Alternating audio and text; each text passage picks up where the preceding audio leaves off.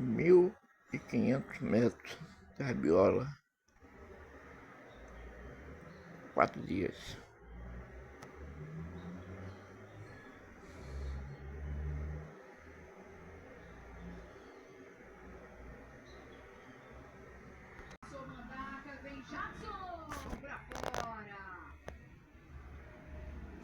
A bola entrou no Verón, mas essa bola tinha que ter entrado um pouquinho antes, né? O Batalha, a hora que ele acaba dando esse giro, ele dá o giro pro lado errado e a bola acaba ficando um pouco mais atrás, ele demora um pouquinho. Se ele já gira com mais velocidade, né? Tem essa mobilidade, ele consegue deixar o Verón um pouco mais próximo da finalização, né? Mais próximo do Rafael.